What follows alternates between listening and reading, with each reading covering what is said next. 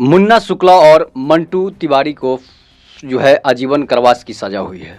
और इस सजा के पीछे एक बहुत बड़ा कारण मैं आपको बता रहा हूं कि आखिर वो कौन थे बृज बिहारी प्रसाद जिनकी हत्या के जुर्म में जो है मुन्ना शुक्ला और मंटू तिवारी जैसे बाहुबलियों को उम्र कैद की सजा हो गई है। बृज बिहारी प्रसाद की कभी बिहार में तूती बोलती थी। राजनीतिक में उनका परिवार जो है काफ़ी सक्रिय रहता था।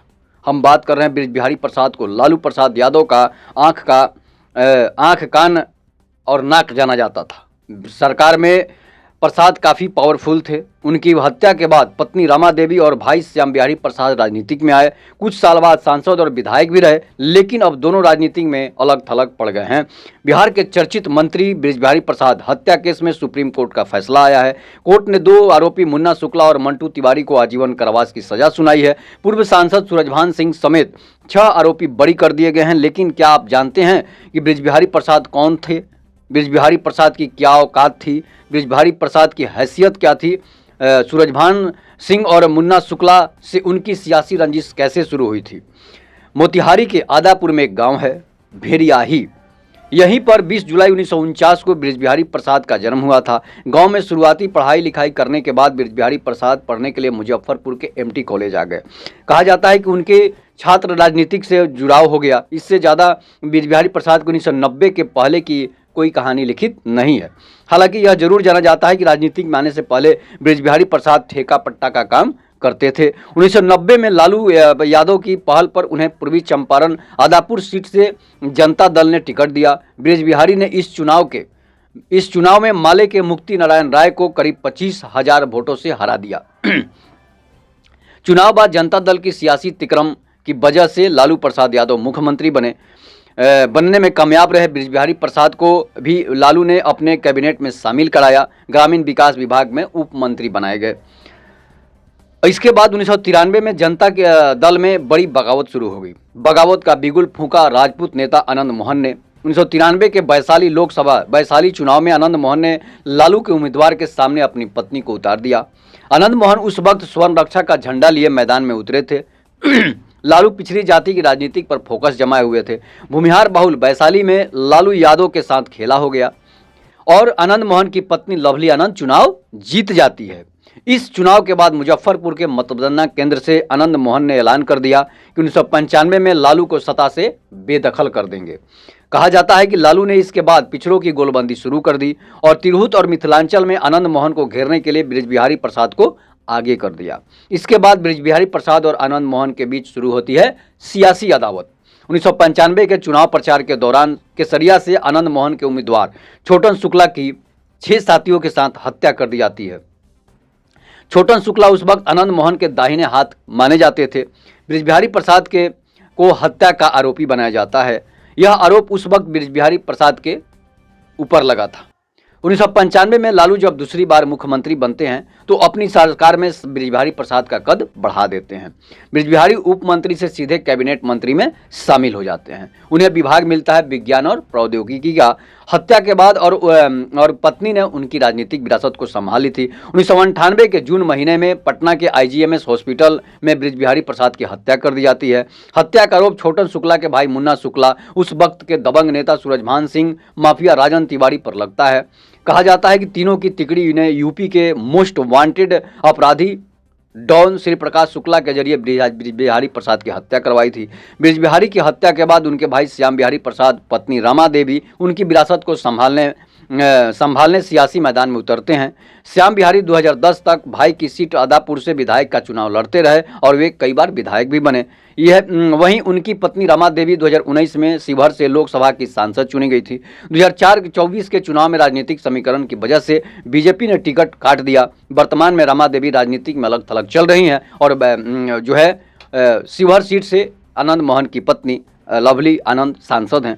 उनके पास कोई सियासी पद अब नहीं है। तो बृज बिहारी प्रसाद एक बड़ा नाम था। बृज बिहारी प्रसाद सियासी समीकरण सेट करने में आगे थे और बृज बिहारी प्रसाद से अदावत होने का कारण था। बृज बिहारी प्रसाद जो है 6-7 विधानसभा सीटों पर अपने उम्मीदवार को चुनाव में जीत दर्ज करा दी थी, तो अदावत बढ़ेगी ही। उसके बाद पहले लालू प्रसाद यादव के राज में होता क्या था कि जितना हत्या करो, जितना मर्डर करो, उतना ही जल्दी आपको टिकट मिलेगा।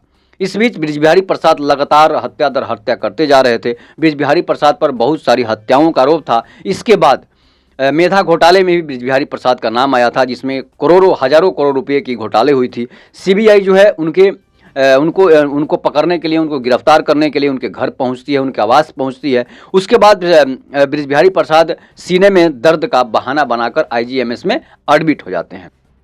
13 जून 1998 को श्री प्रकाश शुक्ला अपने साथियों के साथ आईजीएमएस में एडमिट होता है और घोटाले के आरोपी बृजबिहारी प्रसाद, जो कि मंत्री थे, विज्ञान एवं प्रौद्योगिकी विभाग के मंत्री थे, उनकी गोलियों से भूनकर हत्या कर दी जाती है, जिन्हें करीब करीब 50 से 60 गोलियां मारी जाती है।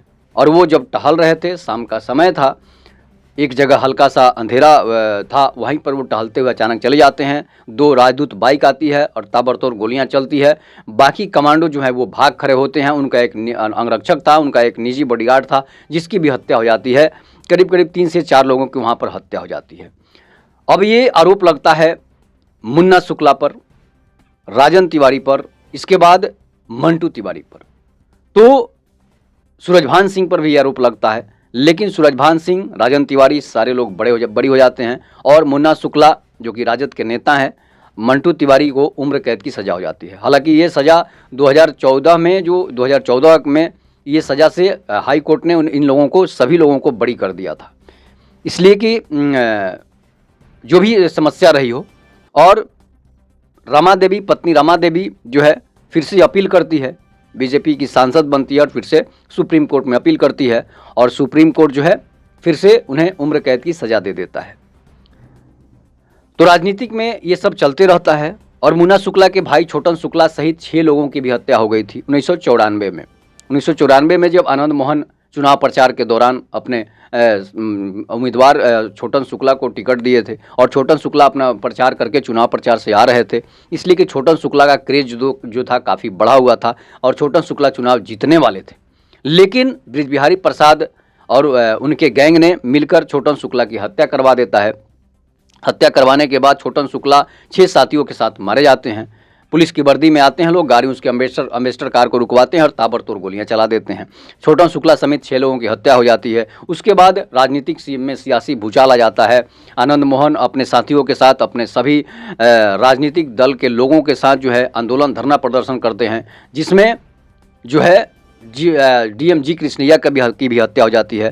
तो ये पहले की राजनीतिक में लालू प्रसाद यादव के समय की राजनीतिक जो थी, इस तरह की थी कि हत्या दर हत्या करो, राजनीतिक में ऊंचा पद पाओ, ऊंचा कद पाओ, तभी जाकर आप राजनीतिक में सफल होंगे, नहीं तो नहीं होंगे। लेकिन अब नज़ारा बदल चुका है, सियासत बदल चुका है, समय बदल चुका है, माहौल बदल चुका है और जो अच्छे लोग हैं वही चुनाव जीतेंगे और जो बुरे लोग हैं वो अब चुनाव नहीं जीतेंगे। लेकिन कुछ अनपढ़ और जाहिल ऐसे भी अभी भी जनता है, लोग हैं जो पैसे की लालच में वैसे ही माफिया, गुंडा और बदमाशों को जितवा देते हैं, जिससे कि क्षेत्र का विकास, क्षेत्र में बाहुबल ज़्यादा बढ़ जाता है और विकास रुक जाता है। इस पर आप अपनी प्रतिक्रिया जरूर दीजिएगा। जय हिंद, जय भारत, जय श्री।